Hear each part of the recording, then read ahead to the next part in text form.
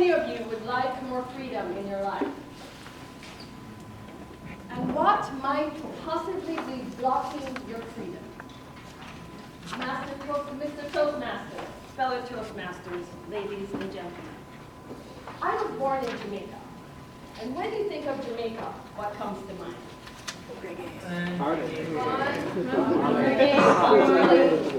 Freedom, right? You think freedom, excitement. But there's also another part of Jamaica. Religion plays a very important part in the culture. My sister, my older sister, she attended seminary. And when she was at seminary, she met a priest by the name of Father Paul. Father Paul was very handsome, and he befriended our family and became very close with all of us. And by the time I was 16, going on 17, I was raped by him. The rape resulted in a pregnancy. When I confronted Father Paul, his idea was to send me to a facility in Europe to have the child. I refused. He was not happy. He went to the leadership of the Catholic Church, and within 2 days, an abortion was arranged. Guilt and shame that I felt was intense. My family, there was no one to talk to. My father, he was a very angry man. He would look at the television set, and often he would say, "All these worthless women having children out of wedlock." And then he would turn to us, his family, and say, "You all worthless women." I would cringe. My mother would become silent, and my sister would become more and more involved in the church. I was young and foolish.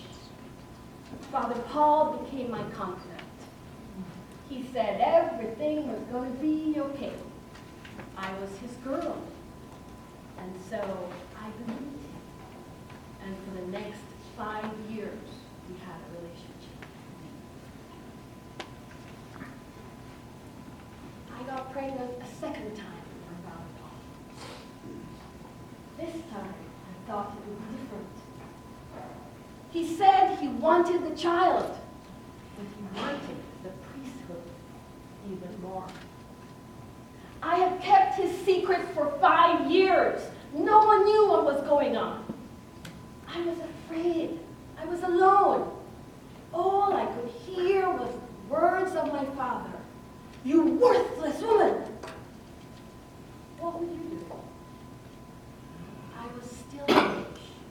All I felt I could do was to abort the child. And in the same breath, I aborted my relationship with Father Paul. I put on a happy smile and walked through life as if everything was okay. But inside, there was this twisting and turning of guilt. I eventually moved to Los Angeles, and I had a successful business. But my personal life, a train wreck. Littered all over the place, broken relationships, up one side and down the other. And then when the news broke in Los Angeles of the sex abuse scandals in the Catholic Church, where over 200,000 children are raped by priests, and over 1 million children worldwide molested by pedophiles, a rage erupted from inside me that I had never experienced before. I ranted and raved about how could these priests, how could these men, what about the children? And in that moment, I became my father. And I realized the anger I had carried, all my relationships, I was the one who had demonstrated and demolished all of them. I knew I needed to go back and find the source of my pain. And in that moment, I had to go back and find Father Paul. I did find Father Paul in Jamaica, and the meeting with him was terrifying, but it was also liberating. I was still feeling like a little foolish girl. But he denied everything that had happened. And as he denied it, I realized that I was the one denying my full freedom and self-expression. And in that moment, a burden lifted from me, and I was free. Jamaica, like many countries, is not only about freedom and reggae music and marijuana, maybe. Precious children's lives are at stake. What will it take for you to have the courage to stand up to churches and organizations and seek justice for children and victims all over the world? It will take courage to see each and every person as a reflection of your own self, wanting a world where abuse and rape are only words in the history books. And it will most certainly take courage to love yourself and open your heart and forget and forgive and let go of anything that is not of your freedom.